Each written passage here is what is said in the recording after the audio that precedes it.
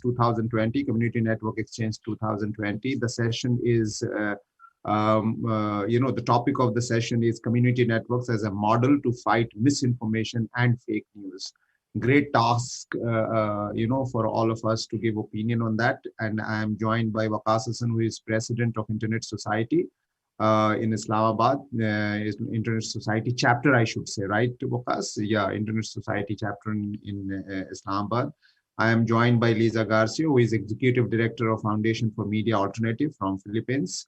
And we have Heru Tajatur. Is that the correct pronunciation? Yes, a bit like that, yeah. Okay, wonderful. Thank you. And Heru Tajatur is a web development consultant, and he also calls himself farmer in training. So it will be interesting to hear his voice, how he is going to give his opinion on community networks is the best model to fight misinformation and fake news. I will start with Waqas. Give a first chance to the neighbor, and I would like to let's organize this session that we will speak 3 minutes each to start with, and then we will go 2 minutes each, and then 1 minute each. So that will give a lot of perspective to cover. We are certainly, going through a huge information flow because of hyperconnectivity, and there is a lot of, misinformation and fake news is affecting our life vis-a-vis community networks. So on one side there is a hyperconnectivity, on the other side, community network is trying to connect the people who are unconnected, and in the middle of all this misinformation and fake news. Waqas, what is your perspective about this whole dilemma of being unconnected and as well as fighting misinformation and fake news? Yeah, well, thank you, Sama. This is actually a very interesting session as well, because we're trying to talk about a truly global problem, and trying to apply it on a very little small community out there. So I look forward to a great discussion today. I think we are in a sense moving from an information age to a disinformation age, in a way that the world is getting increasingly polarized, and all of that. I think the core issue or the core objective behind that is to gain more data. It's an age of surveillance capitalism. Unless we get more data, since it has become so precious.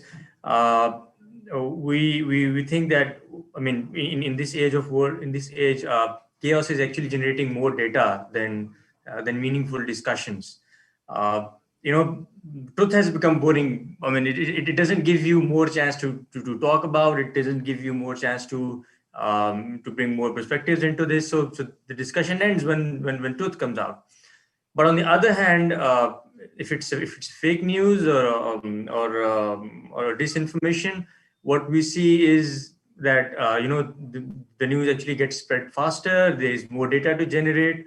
I was actually reading an interesting study last time, and it suggests that it's an MIT study that fake news on Twitter spread 6 times faster than the true news. So we can all see that where this is going. This is going towards the fact that unless there is there are big techs monetize that data and form this capitalistic model. I think this issue cannot be resolved by the community alone. I think this is where the role of big tech comes into play. And what the things that happen online have offline consequences as well. We've seen people getting lynched and mobbed. Look at the COVID situation. With everybody becoming a health expert, people burning down 5G towers because they think it causes coronavirus and all. So I think this is a very crucial juncture in the history of humanity itself, because unless we control what is happening online, this is going to keep on having those implications on our offline and our physical space as well. And now, if you think about a very small little community out there, which is getting exposed to internet probably for the first time when you deploy a community network there, Of course, they would have hope and aspirations about what internet will bring to them. But if internet starts bringing them false news, fake news, things about chaos and propaganda, uh, it is eventually going to disrupt that community in a very harmful way. Uh, I'm not sure if anybody has seen out there a movie called The Gods Must Be Crazy. It's a 1980 comedy movie in which there's a very native tribe, and a Coca-Cola bottle gets dropped into that community. And then what that Coca-Cola bottle does to the community is actually quite funny and chaotic in itself. So I think when we deploy a community network, we're actually handing over that Coke bottle to the community, and we're not sure about what it's going to do in the end. But I think we can keep our fingers crossed. There are many things that the community network operators can do when they deploy a network there. I think this is what we're going to talk about in the session later on. So I'll stop here and look forward to that discussion later on. Thank you. Yeah, you really gave a very good perspective about, and incidentally, yes, I have watched that movie, and it's certainly it's a toy in your hand which can do good and bad both, and if you overplay it. Let's go to Lisa. Lisa, you have been associated in the tech propagation for a long time, and you have all this perspective. How would you give your opinion in this area of hyper-connected world with localized connectivity that we are trying to aspire to reach through community networks? Okay, thanks, Osama. So what I'll do is just add to what Waqas already mentioned, because those are the very same thoughts that most of what he said, or the very same thoughts that I have. I would just like to say that, of course, when we talk about access to information and communication, these are human rights, and these are prerequisites to empowering communities so that they can have access, take control of their lives, make decisions, participate in the community. When we talk about information these days, it is very powerful. Nowadays, information is, we can equate it actually to something like water, food, medicine. This is something that we need these days because they define the decisions that we make. What is accurate and timely information from different sources, trusted sources definitely, can help us make informed decisions. It can help save lives, as we have seen during this pandemic. So when you have accurate and timely information, then it can decrease the risks, the vulnerabilities that communities have. If you don't have information or access to it, then people would feel disempowered also, because their opportunities, their knowledge are limited. And so when there is a problem, then it becomes difficult to solve it because you lack information. So if you're uninformed, then communities, populations can be very much vulnerable to disinformation, propaganda. But sometimes, of course, we know that not all communities are reached by information. There's a limit to the information that they get depending on how connected they are. Sometimes traditional media channels don't even reach people, especially in critical times when it is much needed, or there is not much of it that is being circulated or disseminated. Thus, when that happens, then people sometimes rely on hearsay. There are rumors that they believe because it becomes difficult to fact check information. Thus, I see the importance of community networks here as well, because this is, I think we can see here the role of community networks and how they can be leveraged to provide the much needed information that communities need, especially small communities wherein people mostly know each other. And I'll stop at that. Thanks, Lisa. We'll go to Indonesia to find out, what kind of perspective Heru has about, bringing, like Waqas said, that bringing internet, which is a global phenomena, in the hands of the local community through community networks. But when you bring it, you also bring global information, all kind of questionable or unquestionable and needed question also, and needed information also. So what's your perspective, that do you think that CN is the model to fight? How is it necessary to fight? What is it required? Or how do we challenge? Because internet is not as novel as it used to be. Yeah. Well, what we see, the internet and the misinformation, fake news, and etc. is the negative impact or bad side of the hyperconnectivity, because and the phenomena is still driven by the social media. So everyone has them. That's what we see when we established ICT World in 2002, when we try to bring the digital knowledge and digital literacy to the community, when the government, when the private sector and industry introduce internet to the community. So at that time, what we see is very funny, but it's quite frightening or scary when we see that everyone jumping from analog phenomena to the digital, and the digital come from mobile phone. So uh, it's very rare, or it's not much people that access internet from the desktop. That so usually the community member is jump from analog to digital world via mobile phone. So it's for us at that time, it's quite scary, because uh, to to to live in the digital, there's need some skill or some literacy that uh, should be uh, should be should be there, and government, we cannot rely on government to do that.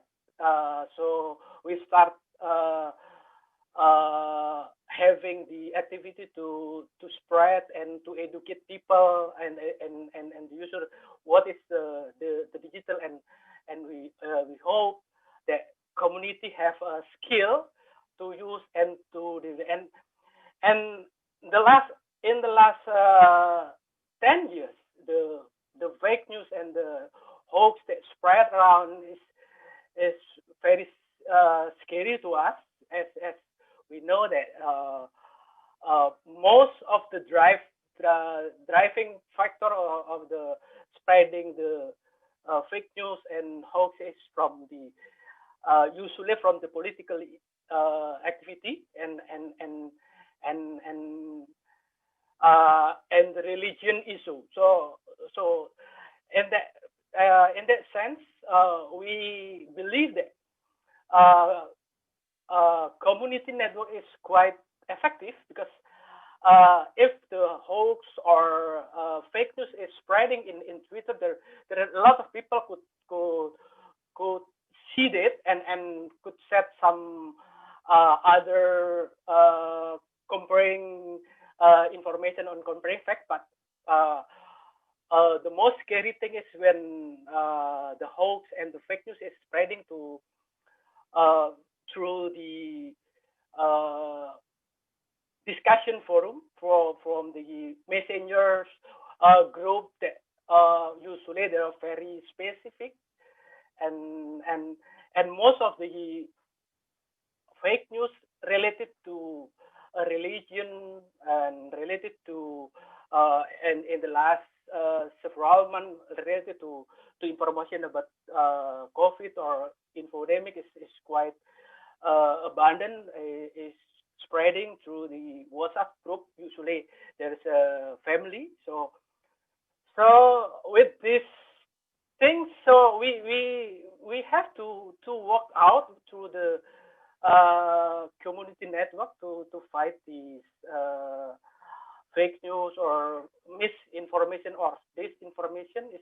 But to do that, we have to be able to bring the digital literacy into the community uh, base. So we have to do what we have in ICT what in Jakarta there we have it. We are collaborating with a lot of party, including the government, to trying to educate in the on one side, to educate people to how to verify the information, how to check how this skill should be one of the pillars of digital literacy that we bring out. And then on the other hand, we have to be available for the resource for people to ask or to find information about what is or we could see the information check or whatever things. So we established several network for that, and hopefully the digital activity, digital literacy activity that we do, and the network that we establish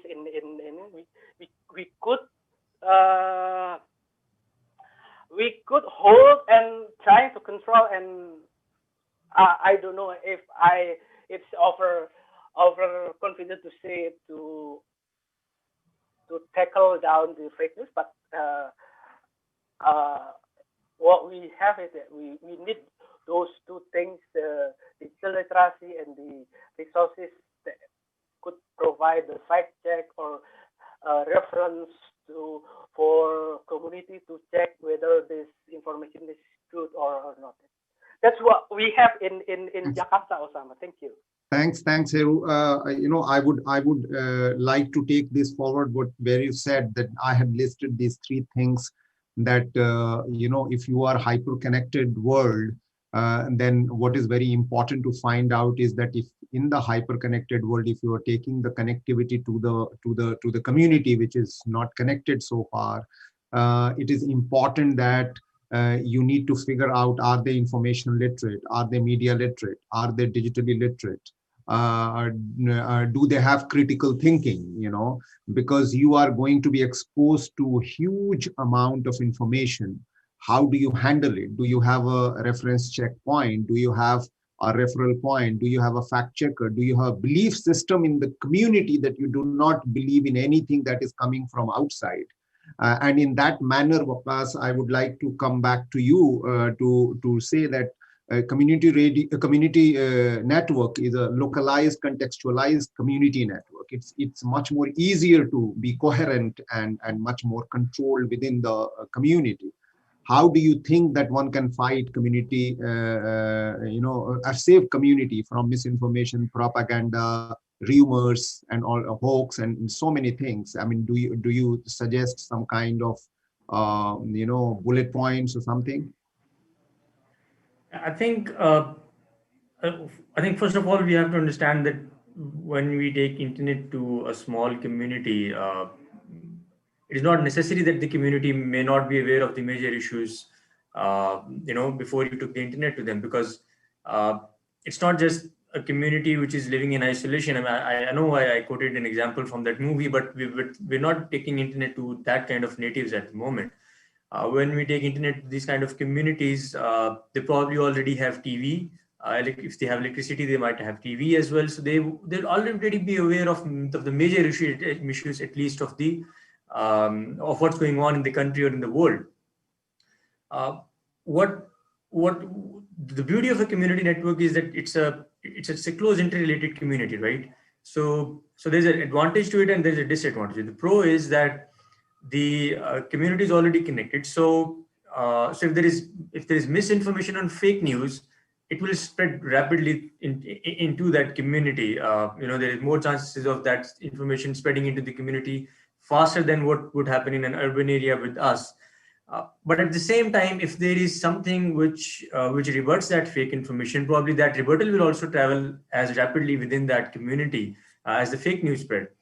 So this connectedness of that small community is something that has to be capitalized by the opinion leaders within that community, who are probably more literate, or they have more influence on that community, to make sure that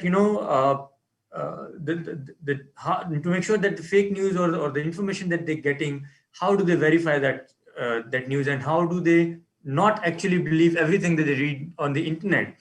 I think in the previous session, somebody mentioned that in these kind of communities, probably Facebook is the internet, or the internet is Facebook. This is actually something that we have seen firsthand when we deployed community network in Pakistan in a remote village. But Facebook is not a social platform anymore, in a way that you don't just interact with your friends. You get loads of information on Facebook, which you probably don't require, and it just gets fed to you. So how do you actually filter that information, especially for people who are vulnerable in a small community, who are probably too young or too elderly, or may not have that level of education as we have in the urban areas? I think that is where the capacity building or the awareness sessions by those who are deploying that network in that community matters.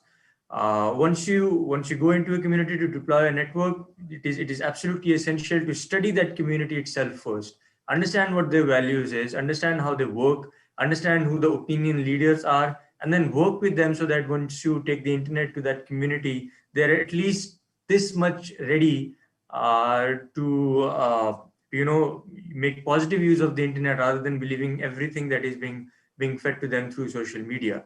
So I think this is my take on this. Thank you. Thanks, Waqas.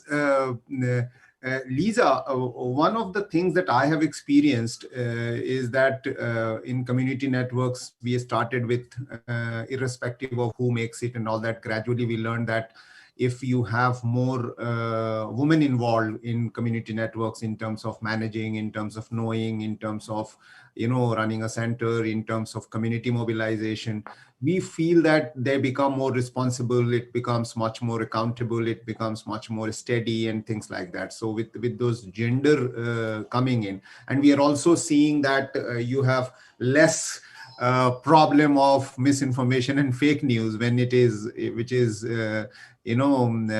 gender equal and more inclusive of women and other gender. How would you suggest that going forward? I mean, I'm going to come to Heru to ask. They have done it in common room, but what would you suggest is the kind of a framework in a small network to keep yourself guarded and safe from misinformation, propaganda, fake news, and so on and so forth? Okay, definitely the inclusion of everybody is important. So it's not just the male, but also the female population there. We have experienced that actually in the Philippines, there are e-community centers. And I think in e-community centers, it's really more women who are actually using the available technology there, the internet that is being provided for free. And that is how they learn information. So it's important that you provide information to all. Of course, I agree that definitely you need the skills first. You have to train them. That's why when you have community networks, I agree that there should be access nodes or centers where you can provide this vital training. And this training should be both for the men and for the women. We know that women and men may have different needs, and the information that they access may also be different. For instance, women would require information about reproductive health, things like that pertaining to their bodies as women, which may not be the same as the information that are required by men. So it's important. It's vital, therefore, that they also have the same access. I think aside from that, partnerships are very important. Networks, community networks, can establish partnerships with the established organizations, the groups in the community, which are already vetted, the trusted ones that can provide the necessary information. Because if you don't trust somebody providing you the information, then sometimes you just let it pass.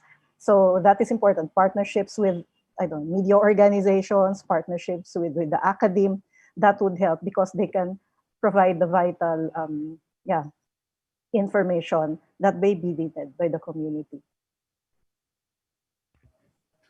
Thank you very much, Lisa. When you were speaking, I was thinking that maybe we can have this line saying that this community network comes to you in a box with safe internet. It's something like Definitely, I agree that the internet should be a safe space, especially for women, Yeah, because we have seen a lot of cases of violence uh, that are hurled against women through the digital space as well. yeah. And when I saying safe, it is also safety from misinformation, Information, fake news, misinformation. and everything. Yeah. Yes.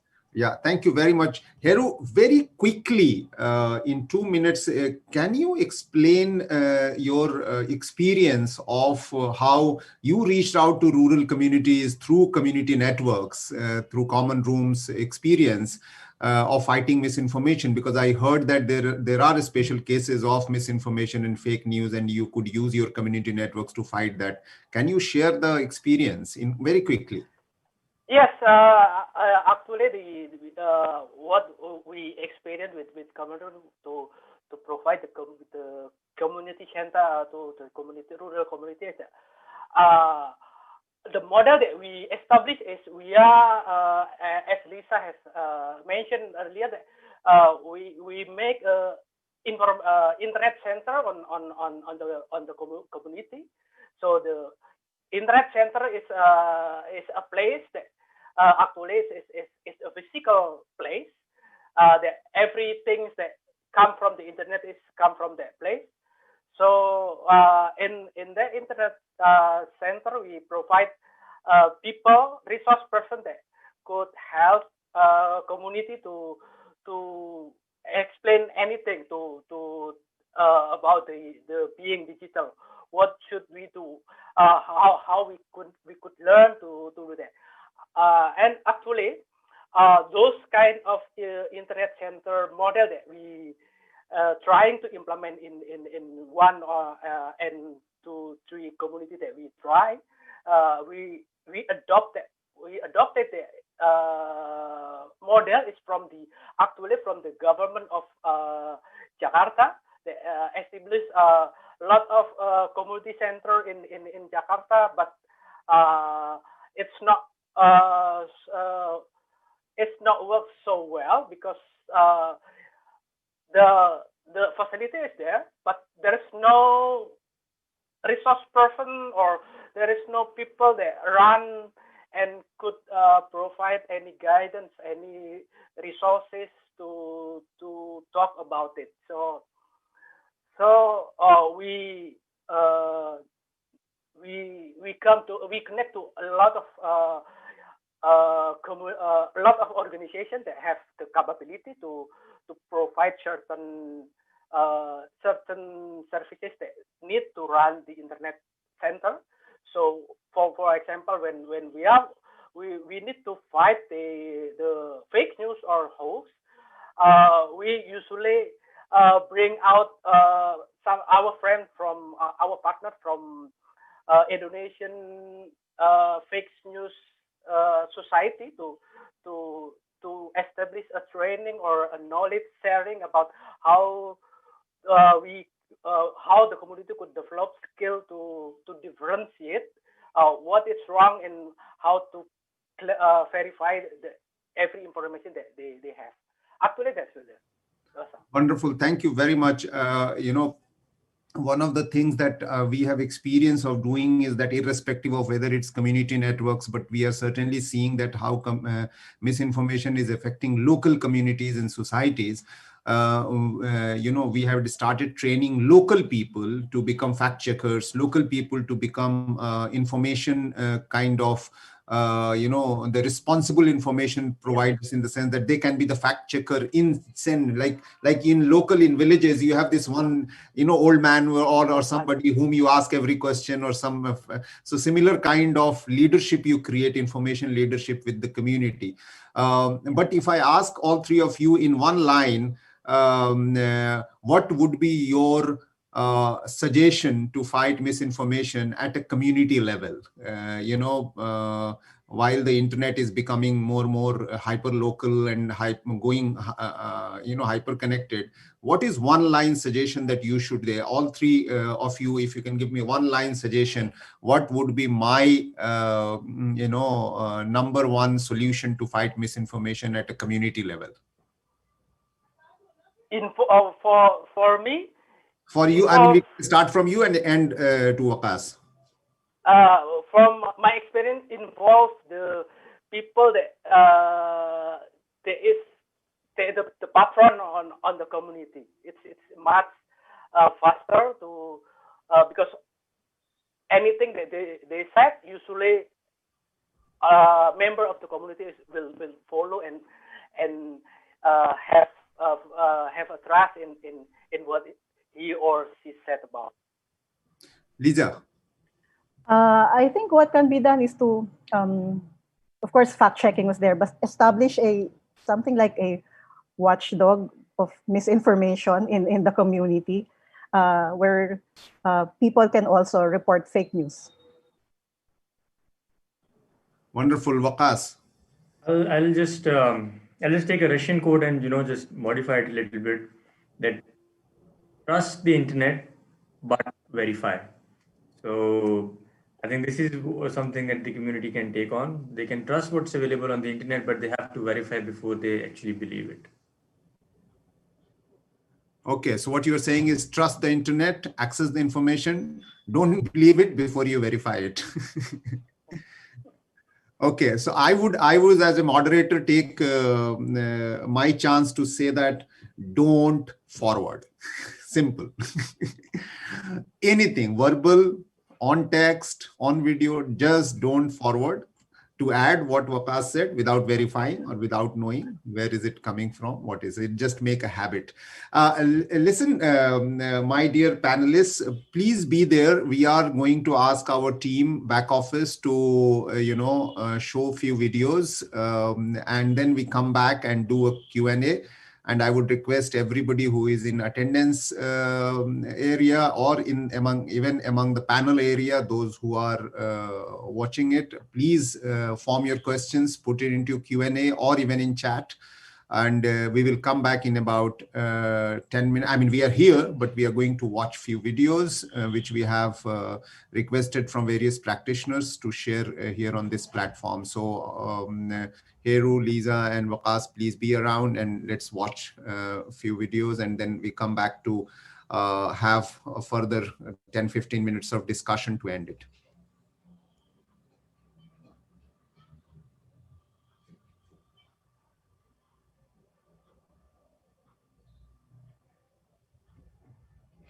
Hang on, we're just having a slight lag. Just hold on for a minute.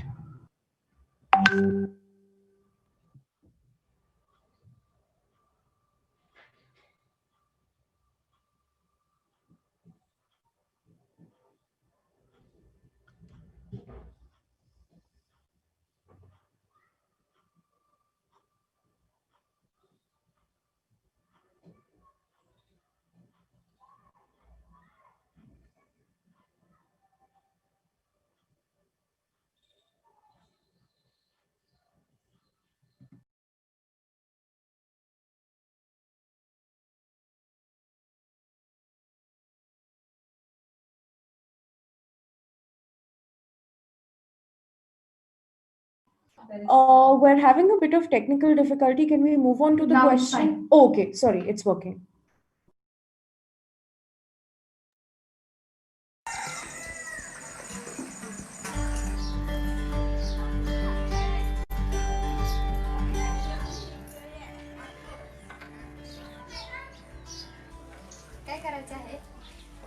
करायचे आहे, परत जे पैसे जमा झाले असतील ते काढायचे आहे.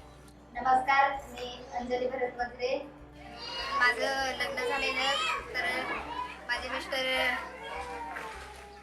काही 5 वर्षाने वारले, तर मी आता इथंच राहते. आणि माझं आता एक 4 वर्षाचं लहान बच्चू आहे, तर ते सांभाळायला लागतं. पण सध्या माझी परिस्थिती खूपच खालावलेली आहे. म्हणजे माझ्याकडं आता उत्पन्नाचं साधन काहीच नाही, तर मी पण मानसिकतेमध्येच आहे. आणि अशा वेळेस मला बायफने दोस्त म्हणून कृषी सखी असं निवड केली, तर त्याच्यातनं मला काहीतरी फायदा होईल का आणि थोडे पैसे माझ्याकडे येतील का असं मला वाटतं.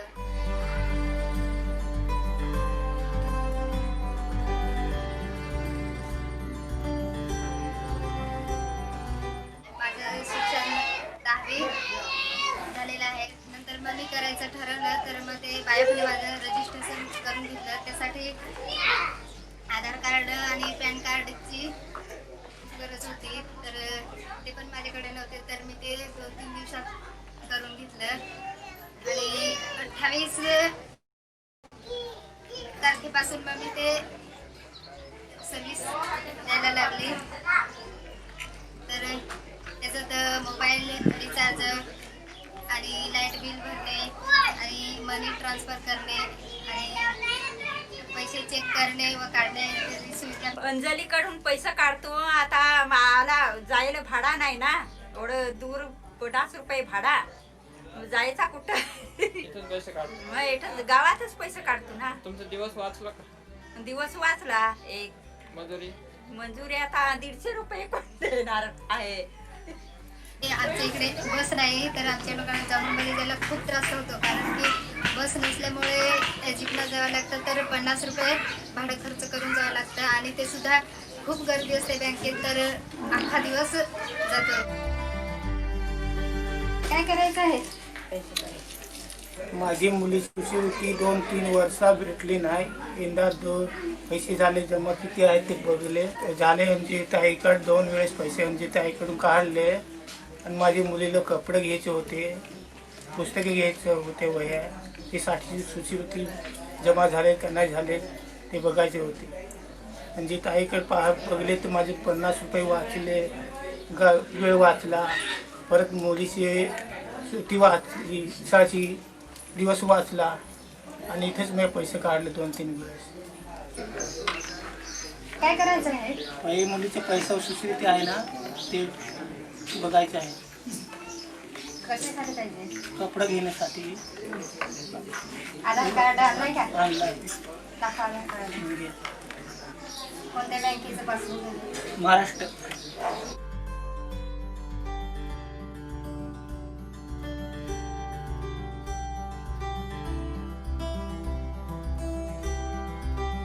आनंद वाटला. काय माझे मुलीचे पैसे भेटले, लवकर तर माझ्या मुलीला कपडे लवकर घेऊन देणार.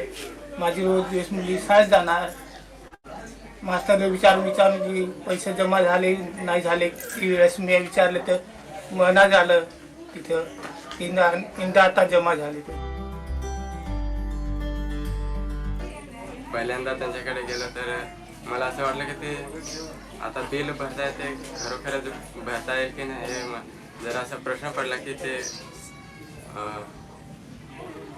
भरतील की नाही. तर मी त्यांच्याकडे गेलो, त्या बिल दिला आणि मग त्यांनी माझा मोबाईल नंबर घेतला. मग तो मोबाईल नंबर त्या घेतल्यावर मग मेसेज आला की बिल भरलं, तर मग सक्सेसफुली असा मेसेज आला ना. बिल भरलाय, मेसेजचा मोबाईल नाही येईल. हा घरात बघा. हा तुमचं पण लाईट बिलच आहे. हा तुमचा बिल भरले नाही. पेजचं काम जर आलं नसतं तर मी कुठे असते, माझ्या बाळाचं काय झालं असतं, मला रोजगार पण मिळाला नसता. आणि मी माझ्या बाळाचे पण खूप, त्याला पण खूप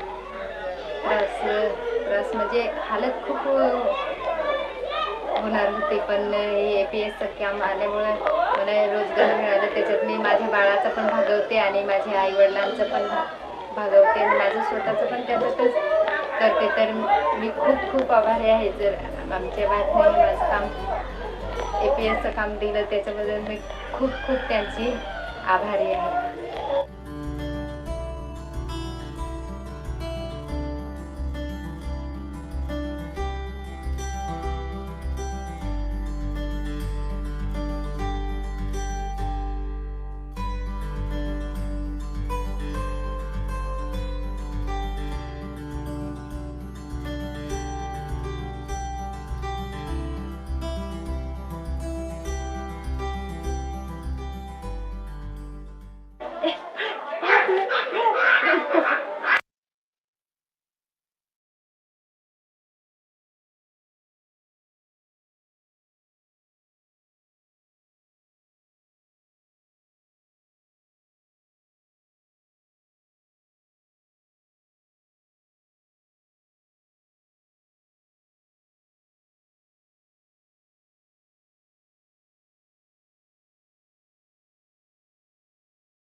The Village Space Station Project, or VBTS, was a research initiative implemented by the University of the Philippines.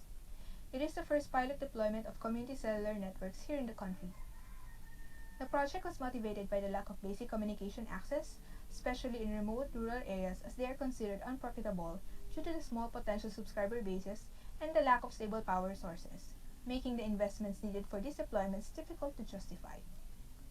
To address this connectivity gap, VBTS has partnered with local stakeholders to deploy community cellular networks. In particular, the network was able to operate through special agreements with the largest mobile network operator here in the country. On the technology side, the VBTS is a low-cost, solar-powered, compact 2G base station with VSAT IP backhaul. Local traffic is routed without ever leaving the village, while calls and texts bound for the broader public telephone network are interconnected through our partner's MNO core network.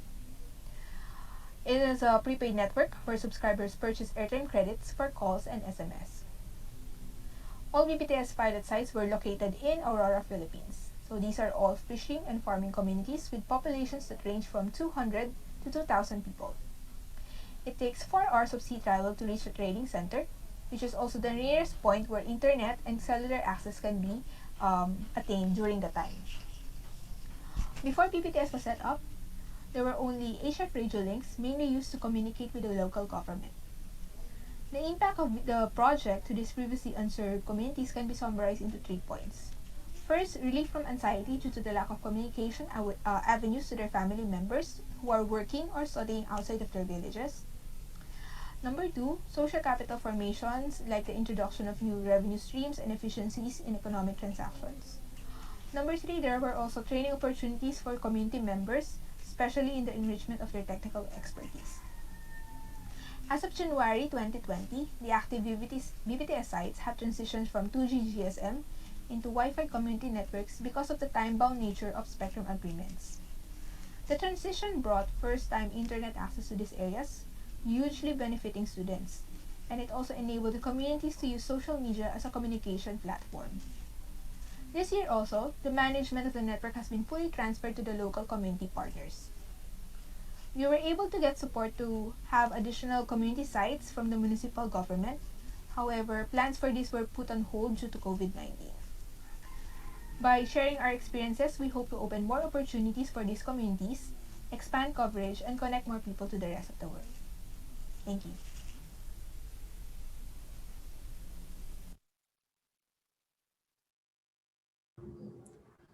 Are those the only 2 videos we were supposed to show? Yes. Wonderful.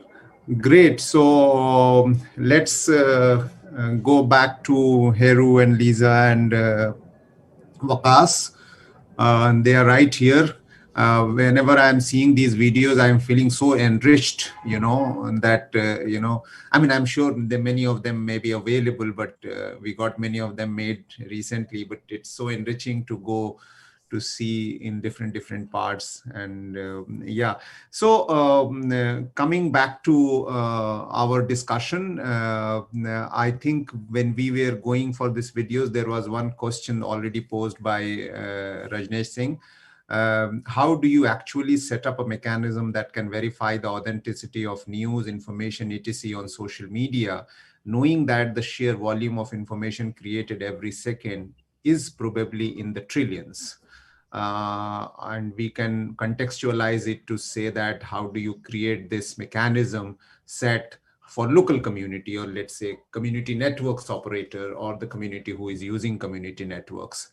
So I think indirectly we are coming back to the similar kind of discussion, but more precise, that how do we create those systems? So I will start with Lisa and then go to Heru and then Waqas.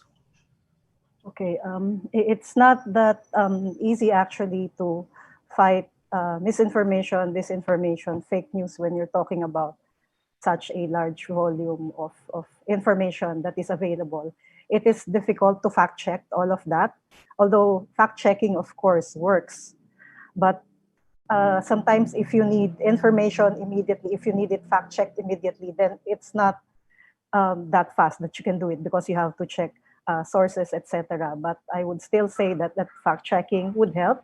But definitely, media literacy is important, and it can be done in schools.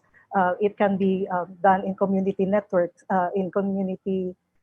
that have these centers that provide training. You have to be resourceful, of course, when you try to counter the misinformation that is available.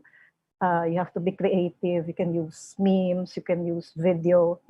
In our case, we have this campaign on disinformation that is ongoing, and what we did was to come up with comics to reach the people. So we distribute that online and offline as well, because that is a medium that is, it's very visual, and people are attracted to colors. It's easy to read, and if it's short, and then if the content is there, then that helps, I think.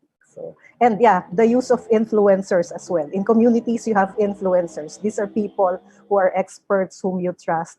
So they are the ones who can help stop the spread of misinformation and fake news.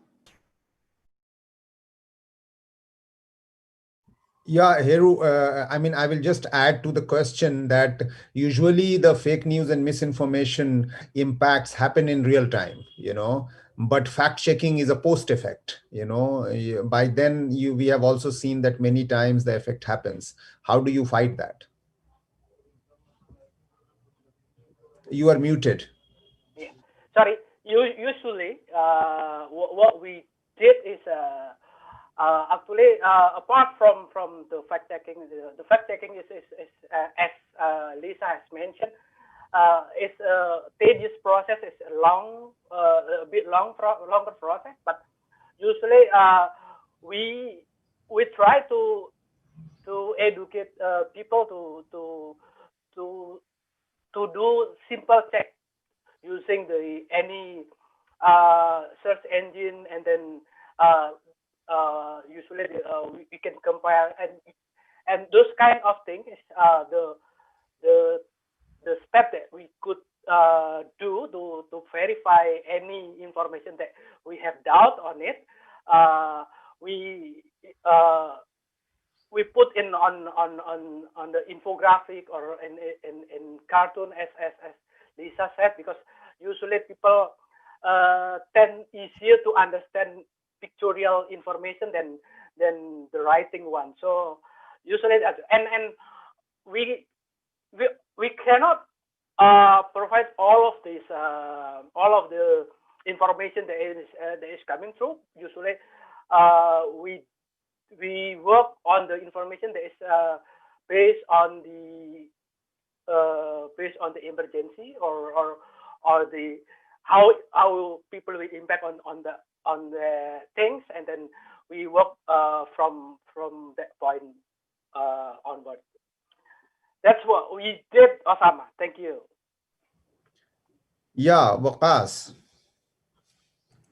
Yes, I think, well, it's $1 trillion question in itself, which Raj has asked, but I think there are multiple dimensions to this. There are different stakeholders. I mean, if I just try to see it in a broader context. And of course, there is a role of a government to have proper regulation on how to tackle this. There is a role of the social media platforms, or the platforms, whatever online platforms are available, that once there is some news on their platforms, how do they actually share it, or how much they allow sharing of that information.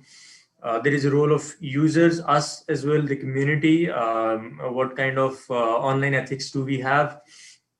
How do we see news? How do we check it, and how do we forward it? Uh, but I think I just like to specifically focus on one point, and which is the social media platforms.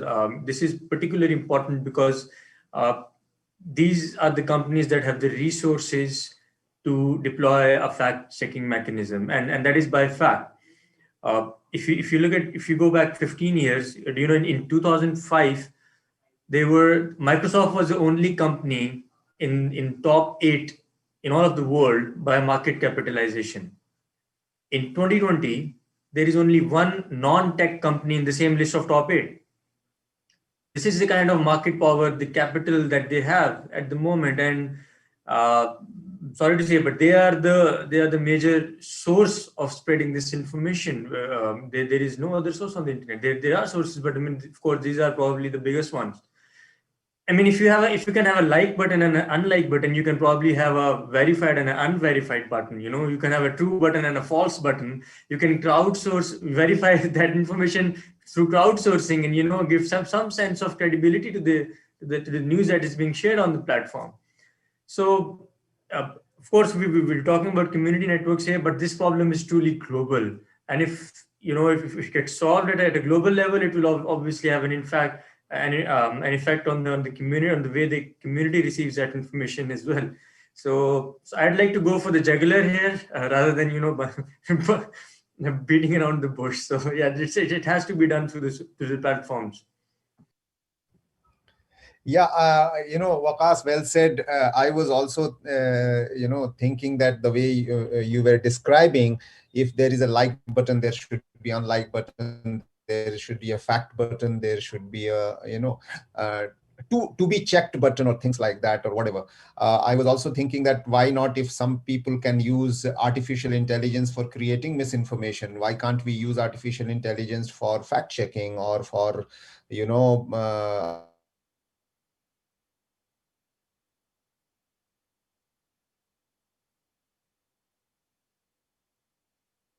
fact checking and things like that? Osama, we can't hear you. Are you there?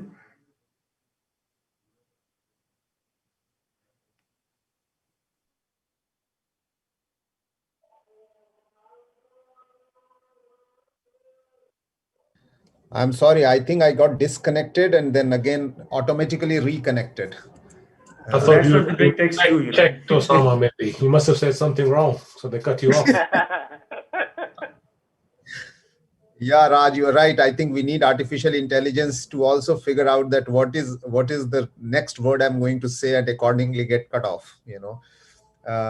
Yeah, so I was saying that why not use artificial intelligence for fact checking and all. But one solution that we have applied here and we are still developing is that we are developing chatbot which can be locally contextualized. So we are giving the chatbot in the hands of the people who are local, who are using it for asking information, asking for fact checking and things like that. And then there is a server based reply and the human based replies, which is going to come. But certainly we need a culture of fact checking. We need a culture of trust as well as verifies. That certainly nothing comes without question nowadays. You cannot just automatically believe in any straightforward thing.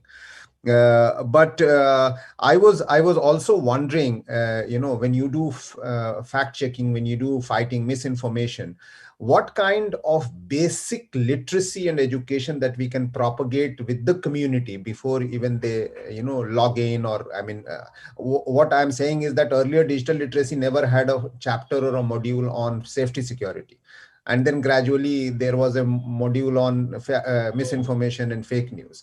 I mean, how do you think that we can train the local people? What kind of model we can adopt? Yeah, we can start with Waqas and then go back. I think I'll echo with Lisa here. I think the role of schools or the academic institutions is super important, uh, because these are the because that is where the young minds are being developed. And and uh, if you start inculcating ethical online usage from this age onwards, I think this can help immensely with what kind of culture that community eventually develops. Uh, and not to ignore the fact that these kids are actually more tech savvy than their elders are.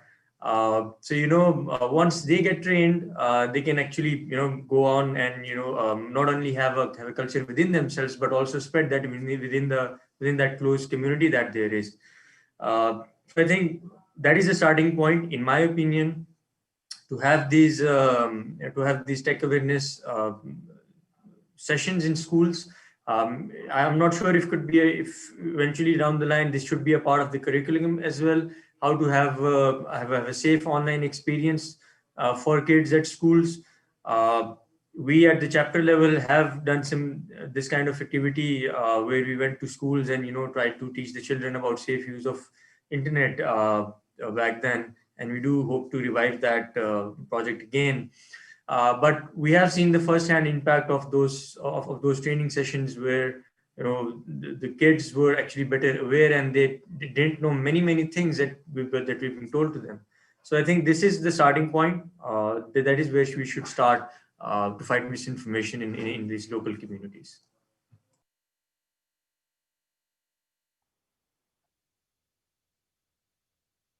Lisa, may I ask you to go next, please? Sure. Um, I actually agree with Waqas. Media literacy is important in schools, especially start them young. If it can be in the curriculum, I think in some it is being taught. If it's a subject already in the Philippines in the curriculum, there is such a thing as media literacy. What is important here is that when you're training young people, you also train the teachers, because sometimes the teachers themselves, the adults, do not know how to spot fake news, what misinformation is all about. So you also have to train them. And then, so it would also be good to have partnerships perhaps with media organizations that are already adept at fact checking. Heru. Okay. Okay. Actually, I just want to add something that the only thing that we could fight the misinformation is only with the media literacy or digital literacy, but for sake of the practical things, usually what we tell or what we told or when we do a training in local society is that if you have information that is you have doubt on it, seek reference, try to search other source of information to compare them, and if you not sure the quality of your information, so those information should stop on you. Usually, those things we told to member of local community when they have something to doubt or some information to be clarified. Wonderful. So we are almost close to the session. I have a proposition to all three of you before we have the last tweetable comment from three of you. Is that DF has been working for the last couple of months on creating a misinformation or fake news toolkit for community networks, something like that. And we would like to collaborate with all of you to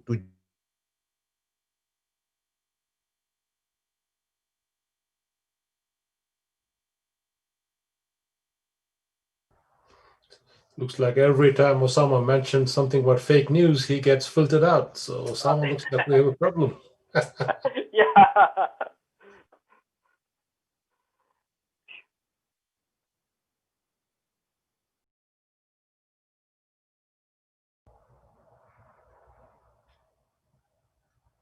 Okay, so while we wait for him to reconnect, maybe we can just do a last comment from everyone. If you want to add anything else to this discussion today. So starting with you, Lisa, perhaps? Sure, Raj, thanks. Facts are important. Without facts, then you cannot establish the truth. Without truth, then our democracy is at peril. So facts are important. Indeed, very well put. Heru? Misinformation cannot be fight alone, so we have to establish multi-stakeholder solution for that thing. So let's work together to fight this misinformation thing. And Waqas? Yes, I'd just like to say that when we go to deploy a community network in a place, we look at the technical and the economic sustainability models of how to sustain it. I think we could probably add a social sustainability angle to it as well. That how will the community be able to sustain the use of internet eventually, especially with the focus on how we can save them from this misinformation and fake news problem. So I think like I said before, we have to teach the community to trust the internet, but also try to give them some sense of how to fact check the information before they use it. I think the toolkit is an interesting project, so Sama, we'd like to hear more about it. How are you going to fact check? Osama, I've just asked them to make closing comments, and now that you are back, you've got a few minutes to wrap it up. So, and you were going to say something. Maybe if you say fake news again, you'll get cut off again. So choose your words carefully. Yeah, so good. We have got tweetable comment from Waqas, and we can go to Heru so that we can end with Lisa. Heru, you are next. Oh, they've already said the bits. Okay. All three are done, yeah. So I would say the wrap up is that in each session, if we can make some joint effort, some next step together, is something that will be a great outcome from the organizers' perspective for both the ISOC and DEF. So as I proposed earlier, is that if you can collaborate on creating toolkit for misinformation and fake news with gender sensitivity, for fighting, for community networks, that will be really, so I've got the thumbs up from Waqas. Lisa, what do you think, that would you be happy to join okay, great. So I see your head upside down, downside up. So yeah, great. Heru, how do you think that you can collaborate? Do you think yes from, should I take yes from you? Yes, I think yes. Yeah, because you also have a good case study. You also have a good case study which we can include. Raj, would you like to say something, being organizer, a few words, and then we will end up, because we also have a couple of minutes before 2 o'clock. Thank you, Sama. Thanks to all the panelists. Obviously, it's in some ways it's a difficult subject to talk about, isn't it?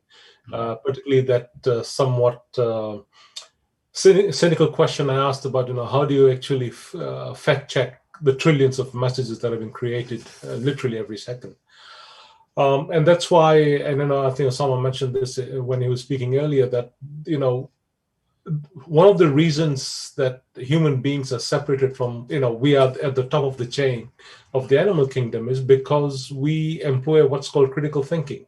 We can look at things, we can analyze things, and we can figure out, whether it's right or wrong, good or bad, etc., etc.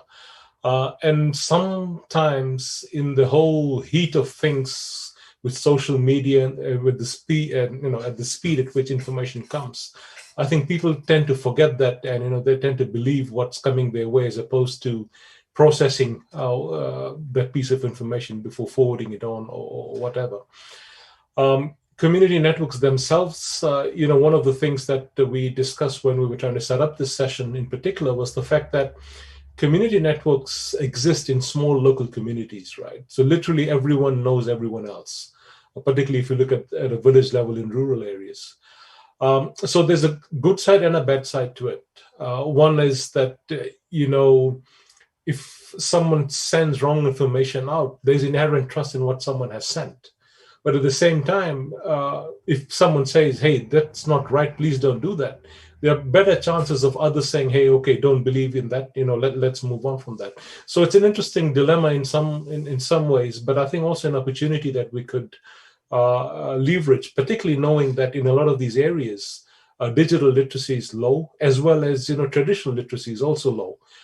So been trying, and perhaps using internet technologies, community networks, and just having a chat. One things we do very well in our communities in the Asia Pacific is having that little chat around, whatever beverage one takes in the evening, be it tea or some other local concoction or whatever it may be, and just having a chat. I see Osama and Waqas smiling because in South Asia it's what we call sham ki chai, right? It's our evening tea, right? And you sort of look over what's happened over the day and try and look ahead to what's coming next over the next few days. So in those sorts of situations, I think having a local community and being able to engage with them is so much more important. In urban areas, we don't do that. How often do we now go to the neighbor's house?